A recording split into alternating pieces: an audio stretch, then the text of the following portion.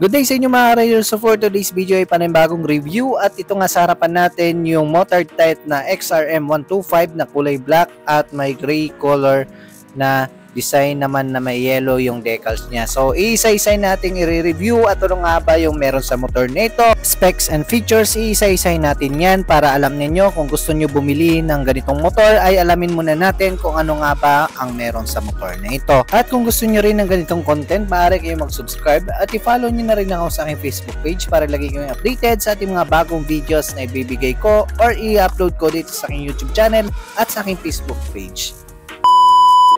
So dito guys sa kanyang headlight, kung mapapansin natin, yung headlight niya ay gumagamit pa rin ito ng traditional bulb type, halogen bulb. At pati rin dito sa kanyang turn signal light, nakikita natin na bulb type pa rin siya. At dito sa kabila, bulb type yung kanyang turn signal light dito sa harapan. At pansin rin natin yung kanyang muka ay kahawig siya sa Honda na CRF 150. Yung design ng muka niya dahil sa hugis, halos kaparehas talaga siya. At dito parehas siya sa motard dati na XRM, yung kanyang style ng fender dito sa harapan, maganda. At para naman sa kanyang suspension ay gumagamit ito ng telescopic fork. At disc brake na rin yung motor na ito dito sa kanyang harapan. At meron itong single caliper piston. At by 70 naman yung kanyang gulong. May size yung gulong niya na 70-90 by 17 dito sa harapan at naka-mugs na rin siya. At maganda rin yung kanyang design ng kanyang mugs. Kita natin, iba yung kanyang itsura ng kanyang mugs. At tube type ito guys, hindi ito tubeless. Kanyang gulong dito sa harapan. Tingnan naman dito sa kanyang likuran ay meron din tayong by 17 dito. At ang yung size naman is 80-90 by 17. Tube type, parehas na tube type pa ito. At naka-disc brake na rin yung motor na ito, kaya maganda na rin yung braking system nito sa likuran. Kasi merong isang version nito na drum brake. So itong nireview natin ngayon is disc brake niya siya. Harapan tsaka likuran naka-disc brake. Pero chain drive, meron tayong dual shock absorber dito sa kanyang likuran. Dito naman sa kanyang taillight guys, halos kapareha siya sa dati na motard type na XRM na 125.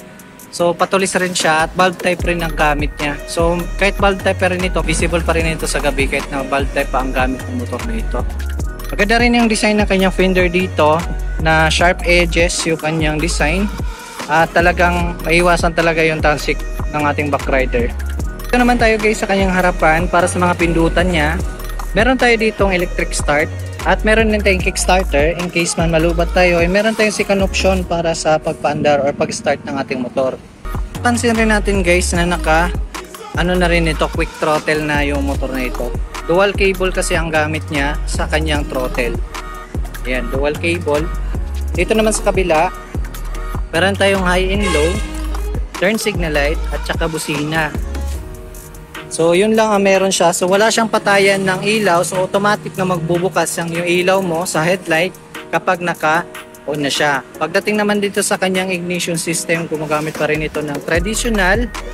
Shutter key pa rin ang gamit niya. At yung kanyang panel gauge guys is full digital meter panel na siya guys. Ayan. So makikita natin ganyan ang itsura niya kanyang panel dito sa harapan dahil fuel injected na nga ito. At napakatipid nito kumonsumo ng gas guys. Naman dito sa baba guys is meron tayong araro dito para sa protection ng ating makina, lalo na kung gagamitin natin ito sa mga pang off-road kasi pwede kasi ito pang in-road tsaka off-road na motor. So magandang meron din tayong araro dito para protection ng ating makina kung may mga tumatalsik na bato para hindi pumunta agad dito sa ating makina. So ayan ang kanyang itsura ng kanyang araro dito. At napakaganda rin ng kanyang makina guys. So iba na rin yung itsura ng kanyang makina dahil FI na nga ang motor na ito.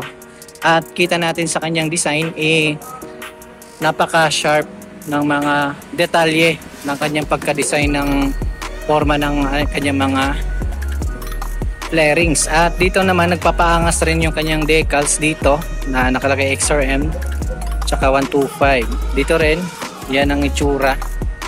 So dito naman sa kanyang batok, iba rin ang kanyang itsura ng design niya sa batok. Meron siyang mga air vent na nakalagay dito para sa pag ng hangin dito lalabas siya guys.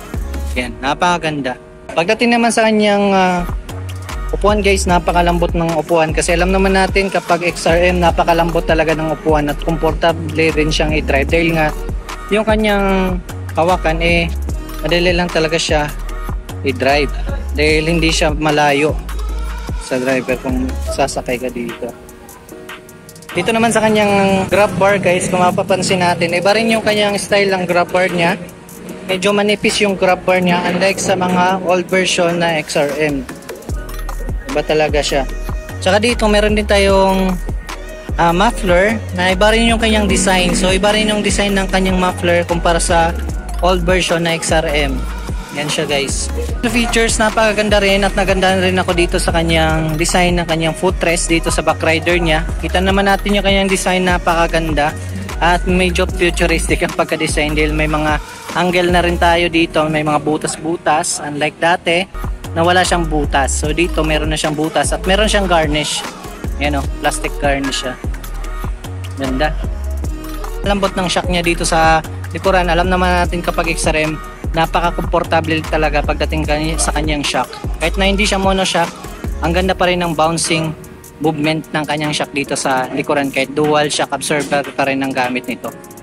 Pagdating naman sa kanyang engine specification, meron itong engine type na 4-stroke single overhead cam, air-cooled at may engine displacement na 125cc at may boring stroke na 52.4 by 57.9mm at full transitionized at transmission type naman is manual, 4-speed manual constant push. May fuel tank capacity naman ito na 3.9 liters at kaya naman umabot ang 1 litro mo sa layong 68 kilometers per liter, pero nakadepende pa rin yun guys sa road condition at sa bigat ng rider. At saktong-sakto nga ito sa mga taong nagtitipid or gagamitin ito pang hanap buhay dahil napakatipid nga naman ito kumonsumo ng gas lalo na sa panahon ngayon na sobrang mahal ng gasolina. Para naman sa cash price ng motor na ito, nagkakahalaga ito ng 76,900 pesos pero nakadepende pa rin sa kasa na pupuntahan ninyo. Ano ang masasabi nyo sa video natin ngayon? Maaari kayo magkomento dyan sa baba at kung gusto nyo ng ganitong content, maaari rin kayo mag-subscribe at pag-follow na rin ako sa aking Facebook page para lagi kayong updated sa ating mga bagong videos na upload ko dito sa aking page at sa aking YouTube channel.